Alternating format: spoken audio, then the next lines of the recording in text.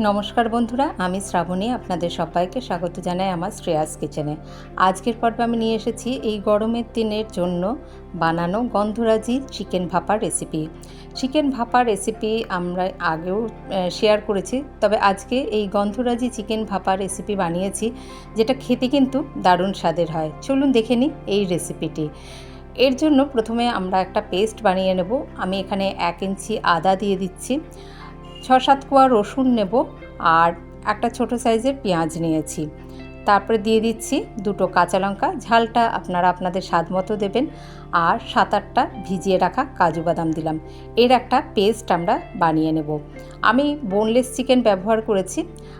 এখানে 400 gram chicken রয়েছে, যেটা ভালো করে ধুয়ে পরিষ্কার করে নিয়ে তাতে আন্দাজ মতো নুন দিয়ে দিচ্ছি। দিয়ে দেব ধনে গুঁড়ো 1 চামচ, আর দিয়ে দিচ্ছি 1/2 চামচ গোলমরিচ গুঁড়ো, যেহেতু আমি 2টো কাঁচা লঙ্কা বাটাও ব্যবহার করেছি। তারপরে যে আমরা পেস্ট বানিয়ে রেখেছি সেটা দিয়ে দিচ্ছি। দিয়ে দেব দই এখানে ছোটো চামচের 2 চামচ দই দিয়েছি। আর দিয়ে দিচ্ছি গন্ধরাজ লেবুর খোসা গ্রেট করে নিয়ে, বা যে লেমন জেস্ট যেটা, সেটা একটুখানি পুড়িয়ে নিয়ে দিয়ে দিলাম। আর 2 চামচ দিয়ে দিচ্ছি দুধের সর বা মালাই ব্যবহার করেছি এখানে, আপনারা চাইলে ক্রিমও দিতে পারেন। আর তেল দিয়ে দিচ্ছি, এখানে আমি রিফাইন্ড তেলই দিচ্ছি, গরম করে নিয়ে ছোট 3 চামচের তেল দিয়েছি। এবারে এগুলো খুব ভালো করে মেখে নেব।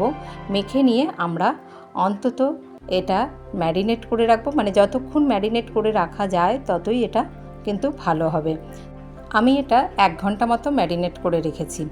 এবারে এখানে 1 ঘন্টা পরে আমি একটুখানি 1 চামচ মাখন দিয়ে দিলাম। আমি যে রিফাইন্ড তেল, ছোটো চামচের তেলও খুব বেশি এখানে ব্যবহার করিনি, ছোটো চামচের 3 চামচ মতো তেল দিয়েছি। আপনারা চাইলে কিন্তু শুধু বাটারও গরম করে নিয়ে দিতে পারেন। এবারে একটা টিফিন বক্সের মধ্যে সব ভালো করে আমরা এই ম্যারিনেট করে রাখা চিকেনটা দিয়ে দেব। আর এখানে এই যে মশলা লেগে আছে সেখানে একটুখানি জল নিয়ে তারপরে আমরা এই জলটাও এখানে দিয়ে দেব। এইভাবে একদম গন্ধরাজি চিকেন ভাপা খেতে কিন্তু বেশ স্বাদের হয়, এত নরম হয়ে যায় চিকেনটা। আর আমি এখানে বোনলেস চিকেন ব্যবহার করেছি, আপনারা চাইলে কিন্তু উইথ বোন চিকেনও ব্যবহার করতে পারেন। এবারে দেখুন এই একটুখানি টিফিন বক্সটা মানে ভরে গেল, সেই জন্য আমি আর জল ব্যবহার করলাম না। দিয়ে দিলাম 2 টুকরো গন্ধরাজ লেবু, আর 2টো কাঁচা লঙ্কা একটু ভেঙে নিয়ে দিয়ে দেবো। চাইলে এখানে আপনারা আরেকটু গরম বাটার দিয়ে দিতে পারেন, আমি আর বাটার দিলাম না। আর সর্ষের তেল এতে আর ব্যবহার করিনি। এবারে একটি কড়াইতে আমরা জল বসিয়ে দিয়েছি, জলটা গরম হয়ে উঠলো, তখন টিফিন বক্সটা বসিয়ে দিলাম।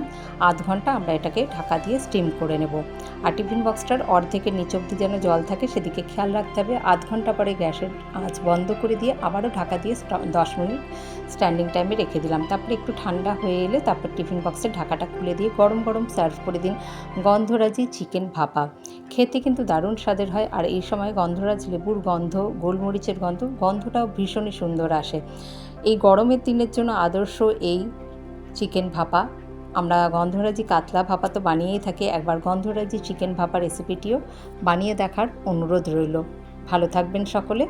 আজ আসি, ধন্যবাদ।